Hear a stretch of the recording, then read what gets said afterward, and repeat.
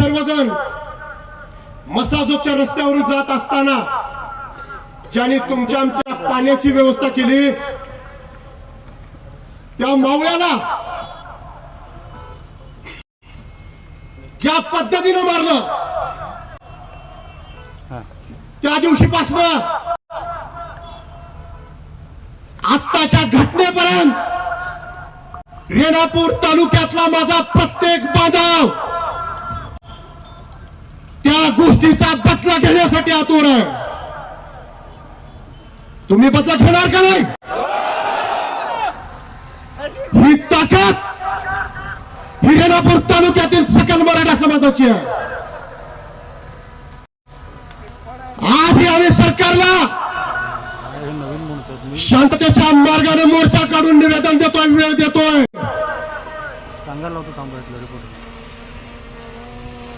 महाराष्ट्रातील प्रत्येक व्यक्ती या कटाचा सूत्रधार कोण आहे हे ओरडून ओरडून सांगतोय.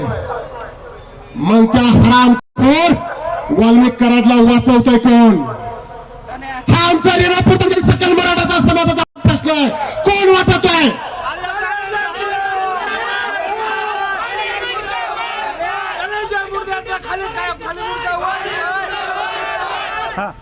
म्हणून आमची या मायबाप सरकारला विनंती आहे, हा आक्रोश पाहून घ्या, हा आक्रोश पाहून घ्या आणि या कटाचा जो मुख्य सूत्रधार आहे त्याला तात्काळ अटक करा. हे प्रकरण जलद गती न्यायालयात लवकर चालवा आणि 1 वर्षाच्या आत या सर्व हरामखोर आरोपींना फासावरती लटका, तरच हा रेणापूर तालुका शांत राहील. लक्षात घ्या. अरे तुमचा आमचा इतिहास आहे. दिल्लीत जरी मराठाचं रक्त चाललं तर या लातूर जिल्ह्यातून मराठे त्या ठिकाणी बदला घेण्यासाठी गेलेले आहेत का नाही? त्याची आठवण तुम्हाला मी करून देतो. दिल्लीच्या भाषेचे संरक्षण करण्याची जबाबदारी दत्ताजी शिंदे या मराठा सरदारावर होते आणि त्या ठिकाणी अफगाणच्या सैन्याने हल्ला केला, लढाई झाली. त्या युद्धामध्ये आपले दत्ताजी शिंदे मारले गेले.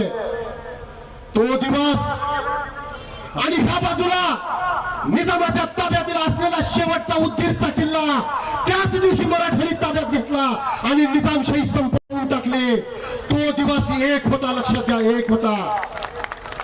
मग या ठिकाणच्या मराठ्यांनी मोठ्या विजय उत्सवाची तयारी केली आणि काही क्षणानंतर दिल्लीत घडलेल्या घटनेची माहिती मिळाली की आमच्या दत्ताजी शिंदेला मारले गेलंय.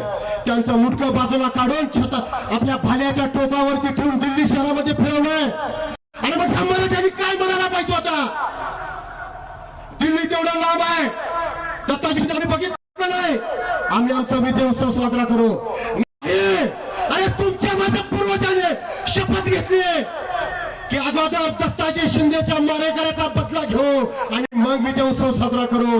विजय उत्सव साजरा केला नाही त्याच दिवशी आपल्या या लातूर जिल्ह्यातले या रेणापूर तालुक्याच्या प्रत्येक गावातला माझा मराठा बांधव, तुमचा माझा पूर्वज दिल्लीला युद्ध करण्यासाठी गेला. हाय ते हातात शस्त्र घेऊन दिल्लीला युद्ध करण्यासाठी गेला आणि त्या ठिकाणी पानिपतचं युद्ध केलंय. हा तुमचा माझा इतिहास आहे, तुमचा आमचा इतिहास आहे. मग माझ्या संतोष देशमुखला ज्यांनी मारल्या त्यांना तुम्ही फासावरती लटकवणार का नाही? ते जोपर्यंत लटकत नाही तोपर्यंत तुम्ही रस्त्यावर उतरणार का नाही? कसं मारलं संतोष देशमुखांना? आणि ह्या 2 लेकरांनी काय कुणाकडे बघायचा?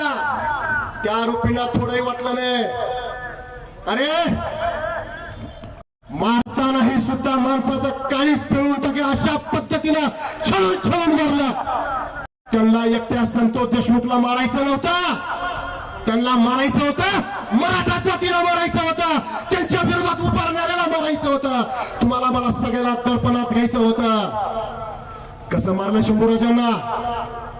अरे कसं मारलं इतिहासात आपल्या शंभूराजांना? अरे त्याच पद्धतीने आमच्या संतोष देशमुखला मारण्याचं काम केलं. औरंगजेबानं शंभूराजांना काय म्हणलं? शंभूराजे म्हणून मारलं नाही. औरंगजेबाला त्यावेळेस संदेश द्यायचा होता की जर कोणता मराठा राजा जर माझ्या विरोधात उभारला तर त्याची सुद्धा अवस्था आम्ही अशा शंभूराजासारखी करू, छळून छळून मारू. म्हणून त्या पद्धतीने मारला. मग त्यावेळेस मराठ्यांनी काय विचार करायला पाहिजे होता? राजाला मारले, आपलं काय खरंय? आपण शांत बसावं. केला विचार? नाही. त्यावेळेस तुमच्या माझ्या पूर्वजांनी काय विचार केला? अरे एक शंभूराजा तुम्ही मारला ना, 1000 शंभूराजा आम्ही तयार हो. अरे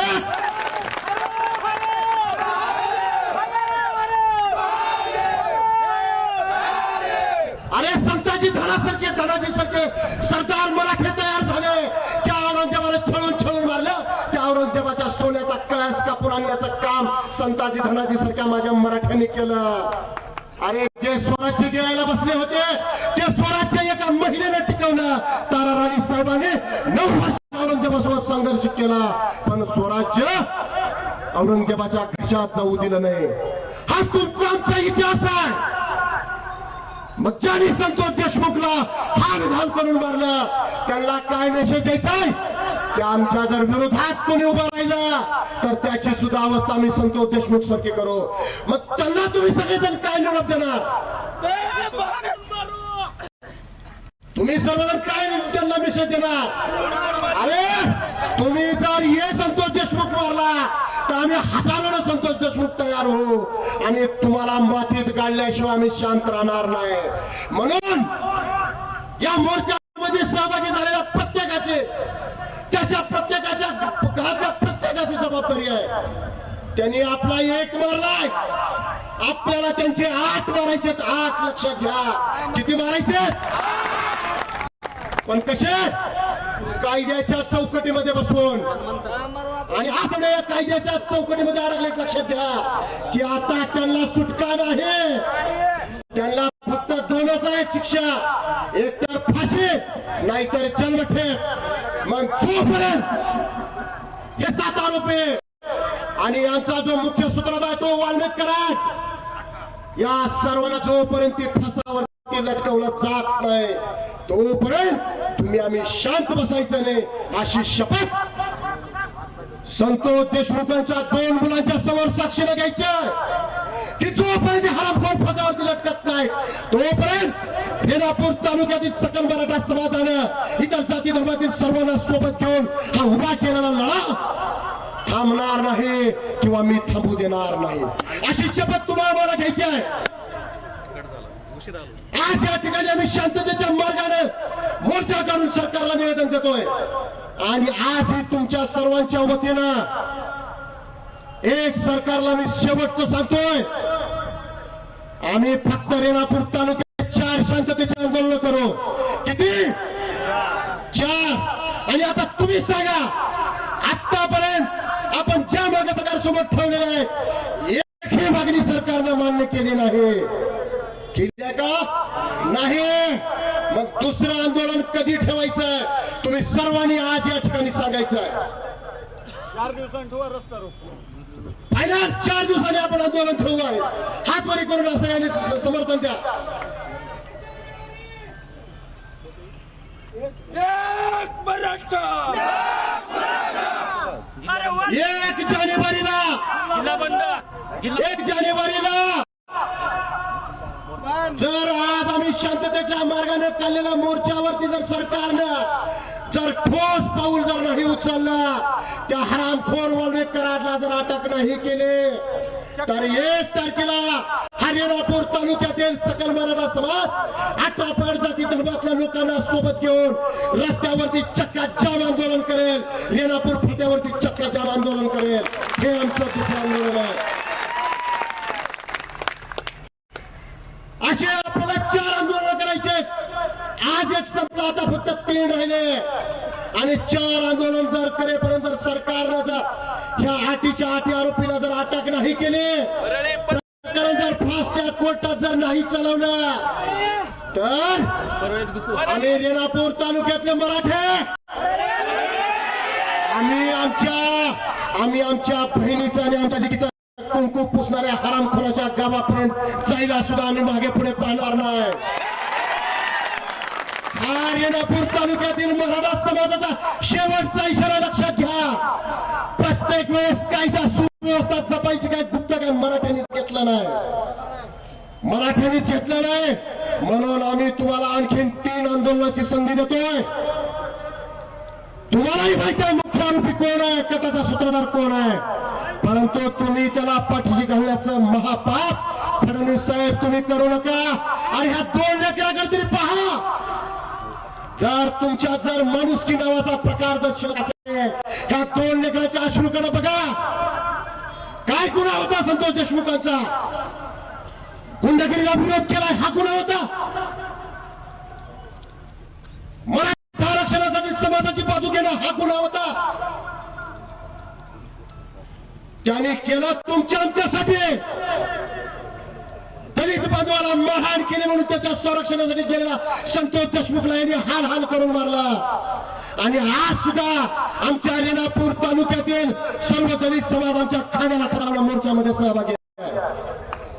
आणि या पुढच्या आंदोलनामध्ये सुद्धा आमच्या खांद्याला खांदा लावून आंदोलनात सहभागी राहील. म्हणून तुम्ही आम्ही आता सांगितल्या पद्धतीनं प्रत्येक आंदोलनामध्ये ज्या पद्धतीने आज तुम्ही मोठ्या संख्येने सहभागी झाला, त्याच पद्धतीनं या पुढील आंदोलनात सुद्धा तुम्ही सर्वांनी सहभागी व्हायचाय. आणि या आमच्या संतोष देशमुखांच्या आरोपींना तात्काळ फाशी शिक्षा देण्यात यावी या मागणी बरोबरच परभणी या घटनेत पोलिसांच्या कस्टडीमध्ये असणारा जो आंदोलनकर्ता कार्यकर्ता सोमनाथ सूर्यवंशी याला मारलं ह्या लोकांनी. काय गुन्हा त्याचा? आंदोलन केला म्हणून. अरे जर तुम्ही जर आम्हाला आंदोलन करण्याची जर वेळ येऊ देत नसाल तर आम्ही आंदोलन करणार. मग आंदोलन करायला भाग कोण पाडतं? आम्हाला हे सरकार पाडतं.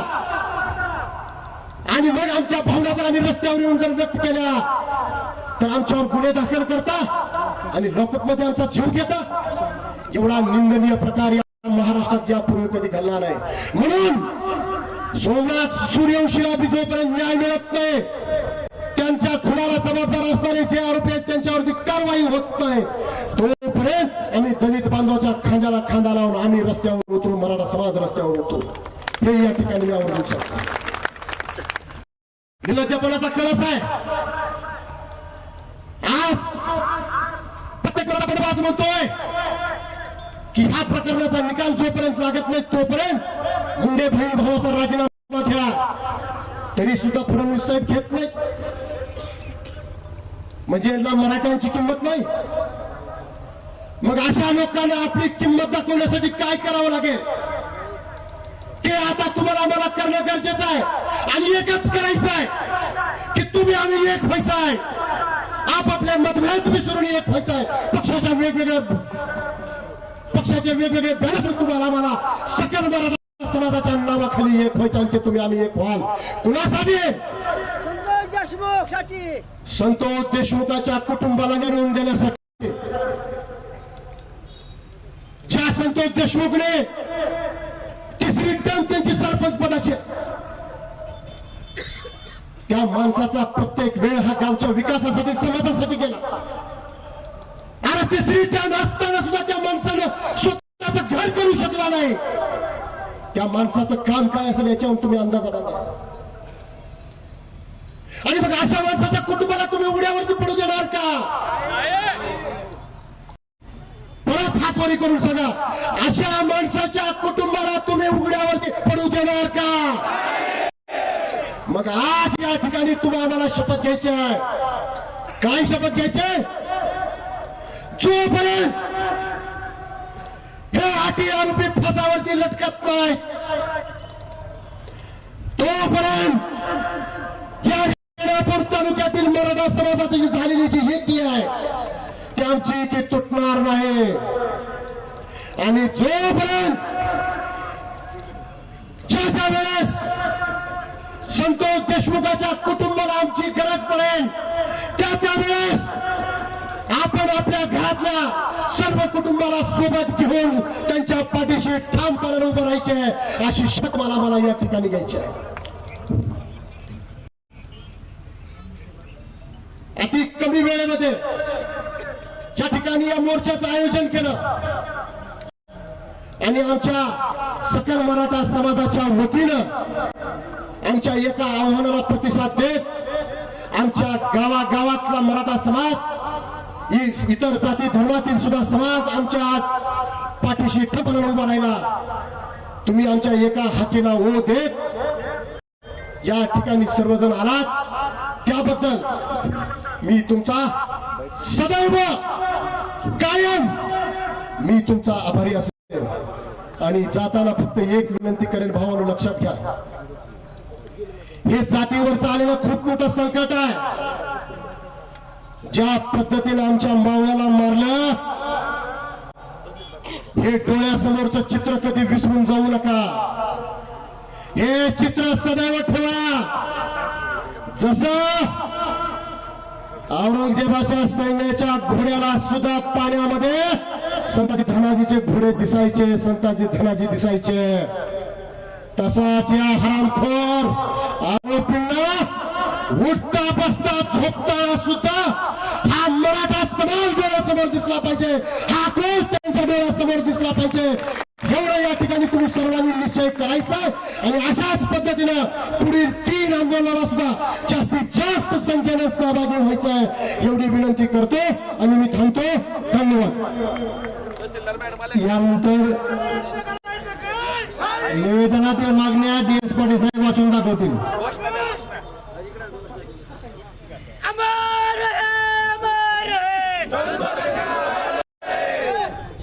यानंतर तहसीलदार मॅडमला फक्त मुलगा आणि मुलगी दोन्ही निवेदन देतील, कुणीही स्टेजवर जायचं नाही.